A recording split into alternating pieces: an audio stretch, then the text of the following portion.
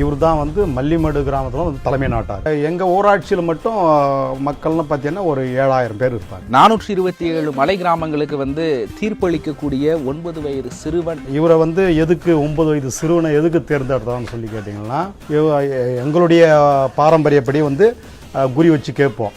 சரி, அடுத்தது வந்து நீங்கள் இறந்துட்டீங்க, அதுக்கப்புறம் அந்த நாட்டார் பதவி யாருக்கு கொடுக்கலாம் அப்படின்னு சொல்லி கேட்குறப்போ, அதுக்கப்புறம் தான் வந்து இந்த அவங்களுடைய தாத்தா வந்து தெய்வ வாக்கா வந்து 9 வயது சிறுவனுக்கு என்னுடைய பேரனாகிய சக்திவேலுக்கு கொடுக்கலாம், மீதி 2 பசங்க பெரிய பசங்க இருக்காங்க அவங்களுக்கு இல்லை, இவனுக்கு வந்து கொடுக்கலாம் அப்படின்னு சொல்லிட்டு சொன்னதுனால தான் இந்த 9 வயது சிறுவனை வந்து தலைமை நாட்டாராக தேர்ந்தெடுத்தோம். ஸ்கூல்லலாம் தெரியுமா இது மாதிரி ஒரு பொறுப்பு கொடுத்துருக்காங்க அப்படின்ட்டு நியூஸ்லாம் நிறைய போட்டாங்களா, பார்த்தீங்களா? எங்க சார் கூட கேட்டாரு. என்ன கேட்டாங்க? இந்த மாதிரி என்னடா டிவில எல்லாம் வந்திருக்கான்னு கேட்டாங்க. என்ன சொன்னீங்க? இந்த மாதிரி ஒரு விழா நடந்துச்சு சார் சொன்னோம்.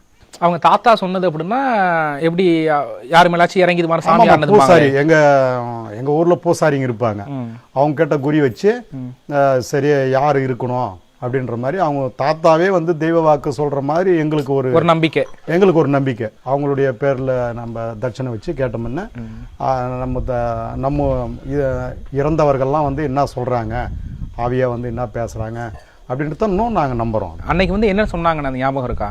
அன்னைக்கு இந்த குறியில் வந்து அதான் என்னுடைய முத்துசாமி அவங்க அப்பா பேர், என்னுடைய மகன் வழி பேரன் வந்து சக்திவேல் தான் நாட்டாராக இருக்கணும், அவனுக்கு தான் அந்த பதவியை கொடுக்கணும் அப்படின்ற மாதிரி அந்த குறியில். அதுக்கு இந்த வயது வேறுபாடு அதெல்லாம் எதுவுமே இல்லை இல்லையா? வயது வேறுபாடெல்லாம் கிடையாதுங்க அதுக்கு. அதாவது அவங்க என்ன சொல்கிறாங்களோ அதான் தெய்வ வாக்கு, அதை நாங்களும் நம்புகிறோம்.